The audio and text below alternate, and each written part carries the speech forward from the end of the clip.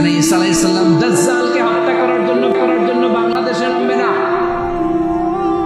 দাজ্জালকে হত্যা করার জন্য সৌদি আরবেও নামবে না, মিশরেও নামবে না, ইরাকেও নামবে না, লেবাননেও নামবে না, আলজেরিয়াতেও নামবে না, তিউনিসিয়াতেও নামবে না, মরক্কোতেও নামবে না।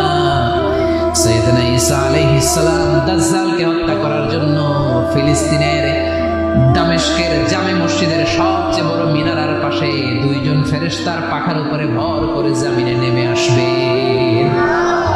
এই জায়গাটা অনেক গুরুত্বপূর্ণ জায়গা। আল্লাহ বলেছেন বারাকনা হাওলা, এই পুরো এলাকাটাকে আমি বরকত দিয়ে ছেয়ে দিয়েছি। পড়েন আল্লাহু আকবার।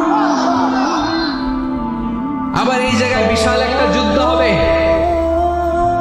ফিলিস্তিনের একটা শহর আছে আল গৌতা, এই গৌতা শহরে মুসলমানদের কেন্দ্রবিন্দু হবে। কিয়ামতের আগ দিয়ে যা যা ঘটবে সব এই ফিলিস্তিনে ঘটবে। এই জন্য তিন আর জাইতুনের কসম কাটার মধ্য দিয়ে ফিলিস্তিনের কসম কেটেছে কে? এই ফিলিস্তিনের বাইতুল লাহাম, যেটাকে বলে বেথেলহাম, এই বেথেলহাম সিটিতে ঈসা আলাইহিস সালামের জন্ম।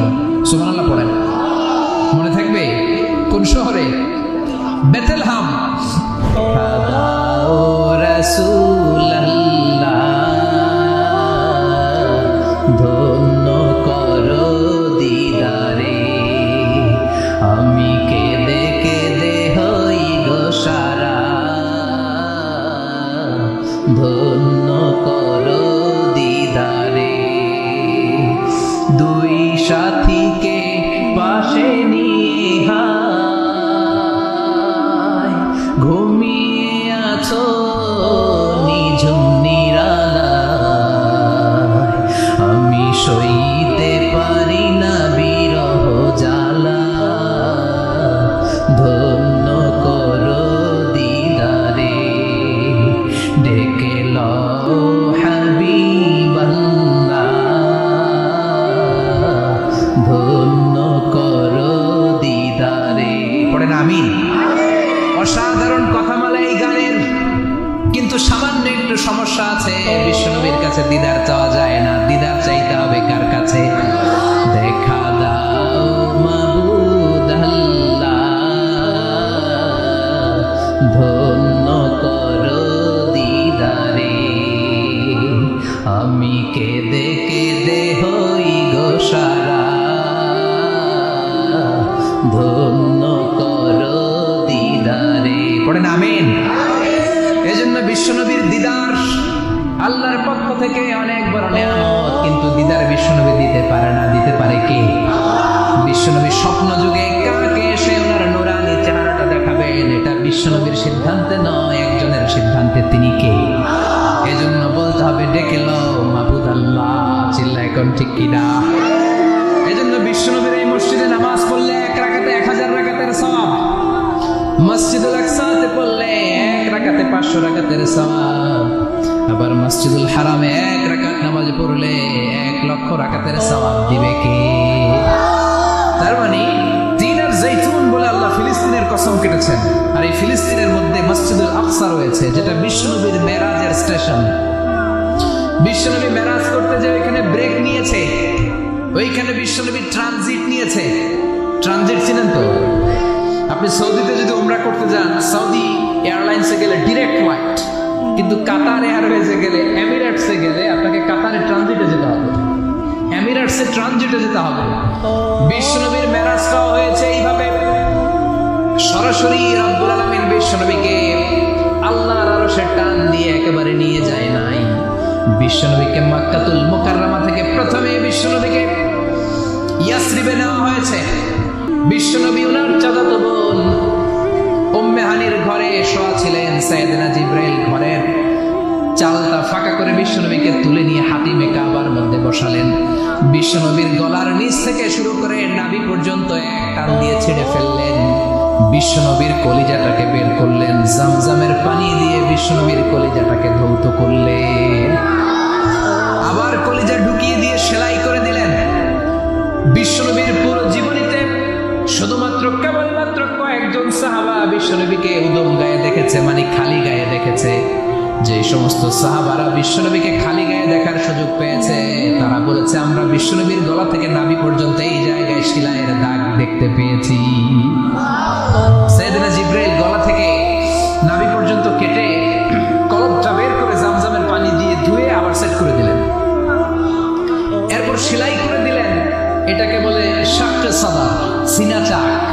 কি বলে?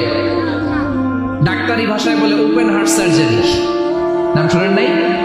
বিশ্বনবীর পুরো জিন্দেগিতে 2 বার এরকম ওপেন হার্ট সার্জারি হয়েছে। আল্লাহু আকবার। মেরাজের রাতে হাতিমে কাবা থেকে ওপেন হার্ট সার্জারি করে বিশ্বনবীকে সাইয়েদনা জিব্রাইল উড়িয়ে নিয়ে গেলেন একটা মরুর প্রান্তরে, ঘুটঘুটে অন্ধকার। সাইয়েদনা জিব্রাইল বললেন, ও নবী এই জায়গায় দোয়া করেন। বিশ্বনবী দোয়া করলেন। দোয়ার পরে জিব্রাইলকে বললেন, ও জিব্রাইল কোন জায়গায় রেখে দোয়া করতে বললা? জায়গাটা তো চিনলাম না। সাইয়েদনা জিব্রাইল বলেন, নবী গো, কিছুদিন পরে আপনার এলাকা থেকে আপনি বিতাড়িত হবেন। আপনার এলাকা থেকে বিতাড়িত হয়ে যেই জায়গায় আপনি হিজরত করতে যাবেন, এই জায়গাটা হলো ওই জায়গা, হিজরতের জায়গা। জায়গাটার নাম হলো ইয়াসরিব। ইয়াসরিব মদিনার পূর্ব নাম হচ্ছে ইয়াসরিব। আবার সেখান থেকে বিশ্বনবীকে তুলে পাহাড়ের উপরে নেওয়া হলো। এগুলো মেরাজের রাতের ঘটনা। ওই পাহাড়ে নামিয়ে বলা হলো, নবী আপনি দোয়া করেন। তার মানে প্রথম স্টেশন মদিনা, ইয়াসরিবে। দ্বিতীয় স্টেশন পাহাড়ের উপরে। ব্রেক নিচ্ছেন। ব্রেক নিয়ে বড় জার্নির জন্য বিশ্বনবীকে তৈরি করছে কে? কারণ একটু পরে এমন জোরে টান দিবে, 7 আকাশ ভেদ করে আল্লাহর আরশে চলে যেতে হবে। চিল্লা এখন ঠিক কিনা? পাহাড়ের উপরে নামিয়ে বললেন, ও নবী দোয়া করেন। বিশ্বনবী পাহাড়ের উপরে দোয়া করলেন। এবার বললেন, ও জিব্রাইল আইয়ু জাবালিন হাদা, অন্ধকার, ঘুটঘুটে অন্ধকার, কিছু দেখি না, এটা আবার কোন পাহাড়? সাইয়েদনা জিব্রাইল বললেন, ও নবী এই পাহাড়টা হলো জাবালু মুসা, আপনার ভাই মুসার পাহাড়। এটা হলো তুর পাহাড়। তুর পাহাড়ের চূড়ায় এসেছেন। সেখান থেকে আরেক ব্রেক দিয়ে বিশ্বনবীকে মসজিদুল আকসাতে নেওয়া হয়েছে। যে মসজিদুল আকসা ফিলিস্তিনের ভূখণ্ডে অবস্থিত, যে মসজিদে 1 রাকাত সালাত আদায় করলে 500 রাকাতের সওয়াব আমলনামায় ঢুকিয়ে দিবে কে? আবার এই ফিলিস্তিন বিলাদুশ শাম, এই শামদের যেন তেন জায়গা নয়। 2টা বর্ণনায় পাওয়া যায় কিয়ামতের ময়দানটা হবে আরাফাতের ময়দানে। আবার আরেকটা বর্ণনায় পাওয়া যায় কিয়ামতের ময়দানটা হবে সিরিয়া, ফিলিস্তিন, এই শামের ভূখণ্ডের ময়দানে। পড়েন সুবহানাল্লাহ। সাইয়েদনা ঈসা আলাইহিস সালাম দাজ্জালকে হত্যা করার জন্য বাংলাদেশে নামবে না। দাজ্জালকে হত্যা করার জন্য সৌদি আরবেও নামবে না, মিশরেও নামবে না, ইরাকেও নামবে না, লেবাননেও নামবে না, আলজেরিয়াতেও নামবে না, তিউনিসিয়াতেও নামবে না, মরক্কোতেও নামবে না। সাইয়েদনা ঈসা আলাইহিস সালাম দাজ্জালকে হত্যা করার জন্য ফিলিস্তিনের দামেস্কের জামে মসজিদের সবচেয়ে বড় মিনারার পাশে 2 জন ফেরেশতার পাখার উপরে ভর করে জমিনে নেমে আসবে। এই জায়গাটা অনেক গুরুত্বপূর্ণ জায়গা। আল্লাহ বলেছেন, বারাকনা হাওলা, এই পুরো এলাকাটাকে আমি বরকত দিয়ে ছেয়ে দিয়েছি। পড়েন আল্লাহু আকবার। আবার এই জায়গায় বিশাল একটা যুদ্ধ হবে। ফিলিস্তিনের একটা শহর আছে আল গৌতা। এই গৌতা শহরে মুসলমানদের কেন্দ্রবিন্দু হবে। কিয়ামতের আগ দিয়ে যা যা ঘটবে সব এই ফিলিস্তিনে ঘটবে। এই জন্য তিন আর জাইতুনের কসম কাটার মধ্য দিয়ে ফিলিস্তিনের কসম কেটেছে কে? এই ফিলিস্তিনের বাইতুল লাহাম, যেটাকে বলে বেথেলহাম, এই বেথেলহাম সিটিতে ঈসা আলাইহিস সালামের জন্ম। সুবহানাল্লাহ পড়েন। মনে থাকবে কোন শহরে? বেথেলহাম। বেথেলহাম শহরে ঈসা আলাইহিস সালামের জন্ম। তার মানে আল্লাহ ঈসা নবীর জন্মস্থানের কসম কাটলেন। এরপর আল্লাহ বললেন, ওয়াতুরে সিনিন, তুর পাহাড়ের কসম, সিনাই পর্বতের কসম। তুর পাহাড় হলো মিশরে, মিশর হলো মুসা আলাইহিস সালামের জন্মস্থান। আর ওয়াহাদাল বালাদিল আমিন, এই নিরাপদ শহরের কসম, মানে মক্কাতুল মুকাররমার কসম। মক্কা মুকাররমা কার জন্মস্থান? জোরে বলেন, আর জোরে বলেন। বিশ্বনবীর জন্মস্থান। 3 জন বড় বড় পয়গম্বর যেই 3 দেশে এসেছে, আল্লাহ 3টা দেশের কসম কাটলেন। 3টা বড় বড় শরীয়তের ধারক বাহক এই 3 জন নবী, উলুল আজমি মিনার রাসূল। এজন্য আল্লাহ বললেন, ওয়াত-তিনি ওয়াজ-যাইতুনি ওয়া তুরি সিনিনা ওয়া হাযাল বালাদিল আমিন। 3 আর যাইতুনের কসম, মানে ফিলিস্তিনের কসম। ওয়া তুরি সিনিন, তুর পাহাড়ের কসম, মিশরের সবচাইতে উঁচু পাহাড়, যে পাহাড়ের চূড়ার উপরে উঠে সাইয়েদনা মূসা আলাইহিস সালাম সরাসরি আল্লাহর সাথে কথা বলেছেন। ওয়া কাল্লামাল্লাহু মূসা তাকলিমা, সরাসরি, without any media, without any via সাইয়েদনা মুসা আলাইহিস সালাম আল্লাহর সাথে কথা বলতেন। পৃথিবীতে 4টা আসমানি কিতাব সবচাইতে সেরা। এক হচ্ছে তাওরাত, দ্বিতীয়ত জাবুর, তৃতীয়ত ইনজিল, চতুর্থত কোরআন। তাওরাত আল্লাহ নাজিল করেছেন সাইয়েদনা মুসা আলাইহিস সালামের উপর, জাবুর নাজিল করেছেন দাউদ আলাইহিস সালামের উপর, ইনজিল নাজিল করেছেন ঈসা আলাইহিস সালামের উপর, আর বিশ্বনবীর উপর নাজিল করেছেন কোরআন। ঠিক কিনা? এই তাওরাতকে রব্বুল আলামিন স্বয়ং নিজ হাতে লিখে কাঠের ফলকের মধ্যে, তক্তার মধ্যে লিখে সাইয়েদনা মুসা আলাইহিস সালামকে দিয়েছে। সুবহানাল্লাহ। এটাকে আরবিতে বলে আলওয়াহ। লাওহের প্লুরাল হচ্ছে আলওয়াহ। কাঠের তক্তার মধ্যে আল্লাহ নিজে তাওরাত লিখেছেন। কিসের মধ্যে লিখছেন? কথা বলেন, শুনতেছেন? মনোযোগ আছে? কাঠের তক্তার মধ্যে তাওরাত লিখলেন, লিখে মুসা আলাইহিস সালামকে বললেন, মুসা ফিহি বুরহান, ফিহি হুদা, ফিহি হিদায়া। এই হচ্ছে তাওরাত কিতাব, আমি নিজ হাতে লিখে দিয়েছি। এর মধ্যে হেদায়েত আছে, এর মধ্যে বরকত আছে, এর মধ্যে বুরহান আছে, দলিল আছে। যাও এই কাঠের তক্তার মধ্যে লেখা তাওরাত কিতাবকে নিয়ে যাও, বনি ইসরাইলের কাছে এই তাওরাত কিতাবের দাওয়াত দাও। সাইয়েদনা মুসা আলাইহিস সালাম ছিলেন অনেক শক্তিশালী নবী। উনি ভাবলেন অল্প কয়েকটা তক্তা, কাউকে ডাকার দরকার নাই, আমার ভাই হারুন রে লাগবে না, আমি যথেষ্ট। আমার ভাই হারুন রে কষ্ট করে পাহাড়ের উপরে টেনে আনার দরকার নাই, 3-4টা তক্তা আমি নিজেই নিতে পারবো, নিজেই নিতে পারবো মনে করে সাইয়েদনা মুসা আলাইহিস সালাম আল্লাহর লেখা তক্তার উপরে যে তাওরাতের ফলক, এই ফলক ধরে টান দিয়েছে উঠানোর জন্য। আল্লাহ যেহেতু কিতাব দিয়েছে নিয়ে যায়, কিন্তু কি আজীব তামাশা, তক্তা ধরে কাঁধে তুলবে তো দূরের কথা, নাড়াতেই পারে না। সুবহানাল্লাহ, আসতে বলেন, নাড়াতেই পারে না। ওনার এত শক্তি, উনি এক থাপ্পড় মেরে ফেরাউনের বাবুর্চিকে ওই জায়গার মধ্যে দুনিয়া থেকে বিদায় করেছিলেন। এক ধাক্কা মারলে 10 জন 10 হাত দূরে যেয়ে পড়তো।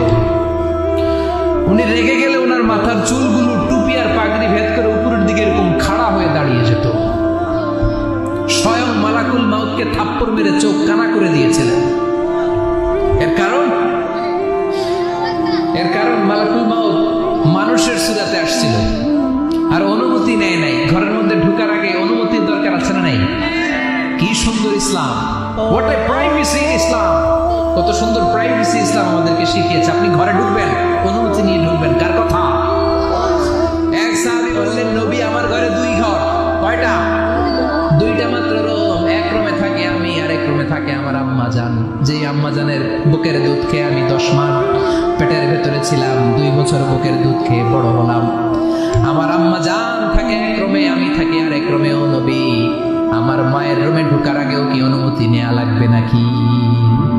বিষ্ণু বললেন, ও সাহাবা, আতুহিব্বু আন তারাহা আরিয়ানা, do you like to see your mother naked? তুমি কি তোমার মাকে নেকেড দেখতে চাও? তুমি কি তোমার মাকে উলঙ্গ দেখতে চাও? সাহাবী বললেন, কাল্লা, কখনোই না। বিষ্ণু বললেন, ইদান তাস্তাদিন, তোমার মাকে যদি উলঙ্গ দেখতে না চাও তাহলে অবশ্যই অবশ্যই অবশ্যই তোমার মায়ের ঘরে ঢোকার আগে অনুমতি নিয়ে ঢুকবা। সুবহানাল্লাহ। মায়ের ঘরে ঢোকার আগে অনুমতি নিতে হবে। তাহলে ভাইয়ের ঘরে, বোনের ঘরে, ভাবির ঘরে, হ্যাঁ, ঢুকাই যাবে না। ভাবির ঘরে ঢোকা যাবে? কারণ ঘরে ঢোকার আগে অনুমতি নিতে হবে। এটাকে বলে প্রাইভেসি। ইসলামী প্রাইভেসিকে গুরুত্ব দেয়। কারণ আপনি হয়তো এমন একটা সময় চলে যাবেন ঘরের ভিতরে আপনার আম্মা ওই সময় হয়তো হালকা পোশাক পরে, সিম্পল কোনো কাপড় পরে শুয়ে আছে, ঠিক কিনা? ওই পোশাকে সে আপনার সামনে আসতে চায় না। আপনি যখন নক করবেন, আপনি যখন সালাম দিবেন, পারমিশন চাইবেন, সে হয়তো ওনাকে ঢেকে চাদর পরে সুন্দর করে জামাটা পরে তারপরে আপনার সামনে আসবে। চিল্লায় বলেন, ঠিক কিনা? এজন্য অনুমতি নিয়ে ঢুকা ফরজ। কারো ঘরে যখন যাবেন আগে সালাম দিবেন, 3 বার সালাম দিবেন। 3 বার সালাম দেওয়ার পরে যদি উত্তর না পাওয়া যায় চলে যাবেন। কার কথা? মানতে রাজি আছেন তো? এগুলো মানি না, এই জন্যই ঘরে অশান্তি, ফ্যামিলিতে অশান্তি, চোখের হেফাজত নাই, নজরের হেফাজত নাই। এই নজরের লাগাম যদি টেনে ধরতে পারেন, ফ্যামিলির 50% সমস্যা এমনিই চলে যাবে। চিল্লায় এখন, ঠিক কিনা? সাইয়েদনা মুসা আলাইহিস সালামের কাছে মালাকুল মাউত, মৃত্যুর ফেরেশতা, মানুষের সুরাতে এসেছিল। অনুমতি নেয় নাই, হুট করে ঘরে ঢুকছে, ঢুইকা কয় আনা মালাকুল মাউত, আমি মৃত্যুর ফেরেশতা, জিতু আন আকবাদা রূহাক, আপনার রূহ কবজ করতে আসছি। মুসা আলাইহিস সালাম দেখতেছে একজন সলিমুদ্দি। মুসা নবী দেখে কি, আর সলিমুদ্দি কয় কি, আমি মালাকুল মাউত। ভেজাল আছে না নাই? সাইয়েদনা মুসা আলাইহিস সালাম দেখেন দিব্যি সাধারণ মানুষ, আর সে বলে আমি তোমার রূহ কবজ করতে এসেছি। মুসা আলাইহিস সালাম রেগে গেলেন, অনেক মেজাজ ওয়ালা নবী ছিলেন, রাগের চোটে এক থাপ্পড় দিলেন, থাপ্পড় খেয়ে মালাকুল মাউতের এক চোখ নাই। বুখারীর বর্ণনা, ফাসাক্কাহু ফাফাকু আইনা, থাপ্পড় মারলেন, চোখ শেষ। মালাকুল মাউত বাঁচার জন্য দিলেন দৌড়, এক দৌড়ে আল্লাহর আদেশে আল্লাহর আরশে চলে গেলেন। যে বলে মাবুদ এমন নবীর কাছে পাঠিয়েছেন, আরসালতানি ইলা আবদিন লা ইউরিদুল মাউত, এমন বান্দার কাছে পাঠিয়েছে ওই বান্দা মরতে চায় না, খালি মারতে চায়। কি করতে চায়? মরতে চায় না, মারতে চায়। দেখেন কি করছে আল্লাহ, বললেন ও মালাকুল মাউত, ভুল করছো, সালাম দাও নাই, অনুমতি নাও নাই, মানুষের সূরাতে গেছো, আর নবীও সাধারণ নবী না, মেজাজওয়ালা নবী, ঠিক কি না? চিন্তা করে লাভ নাই, আমি কথা বলবো। সাইয়েদনা মুসাকে আল্লাহ ডেকে বললেন, ও মুসা, তুমি নাকি মরতে চাও না, খালি মারতে চাও। সাইয়েদনা মুসা বলেন, না মাবুদ, আমি তো চিনি নাই, এটা যে মালাকুল মাউত আমি তো চিনি নাই, চিনলে তো তার গায়ে আমি হাত তোলার সাহস করতাম না।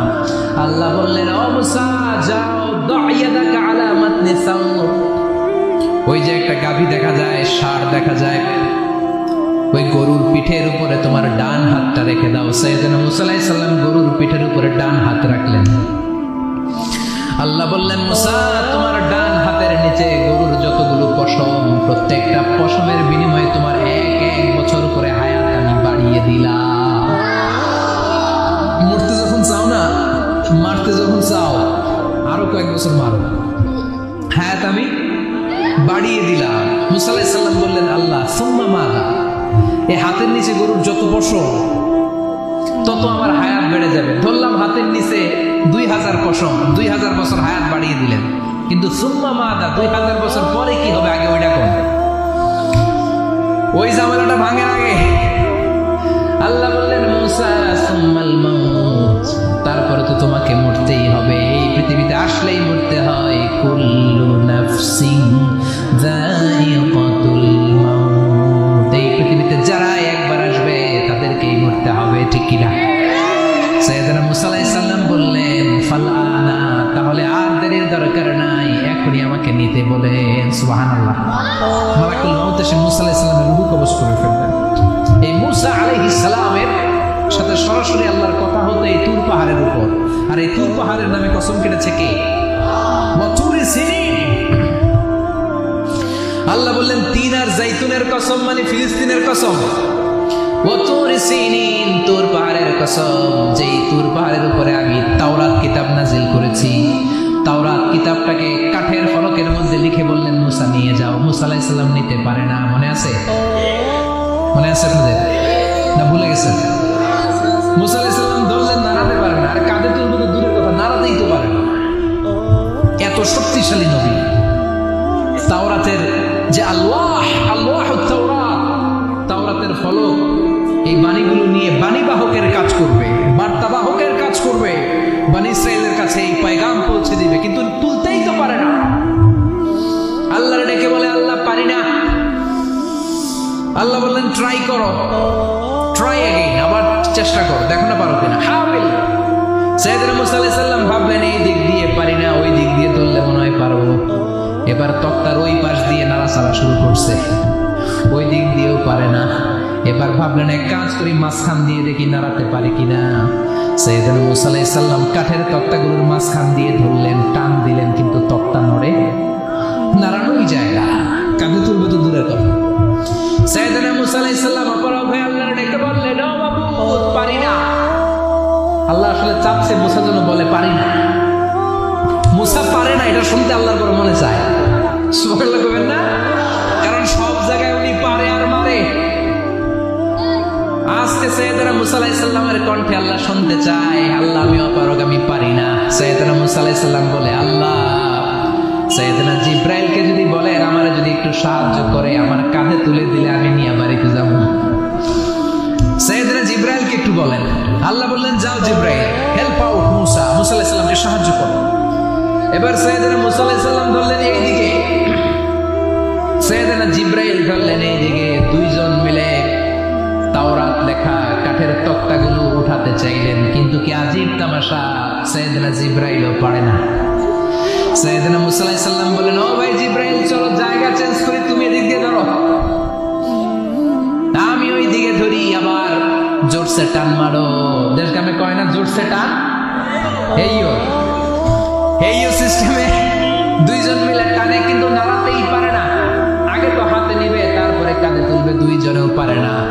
গায়ে যত জোর আছে সাইয়েদনা মুসা আলাইহিস সালাম জোরসে টান দিলেন, যত জোর, সব জোরকে একসাথে করে তিনি টান দিয়েছেন। টানের চোটে দেহের প্রতিটা লোমকূপ থেকে ঘাম বেরোতে শুরু করেছে। টানের চোটে রক টান খেয়ে যাচ্ছে, কোমরের রক ছিঁড়ে যাওয়ার অবস্থা, কিন্তু কাঠের ফলকগুলো নাড়ানো যায়। সাইয়েদনা মুসা আলাইহিস সালাম বললেন, আল্লাহ, জিব্রাইলও পারে না। জিব্রাইলের সাথে হাজার হাজার সহকারী ফেরেশতা, তাদেরকে একটু বলেন হেল্প করার জন্য। সুবহানাল্লাহ পড়েন। হাজার হাজার ফেরেশতা তুর পাহাড়ের উপর সবাই মিলে জোরে জোরে টান দেয়, জোরে জোরে টান দেয়, সবাই মিলে চেষ্টা করে। তাওরাত লেখা ফলক এক প্রান্ত থেকে আরেক প্রান্ত কোনো জায়গা দিয়ে ধরে 1 ইঞ্চি নাড়াতে পারে না।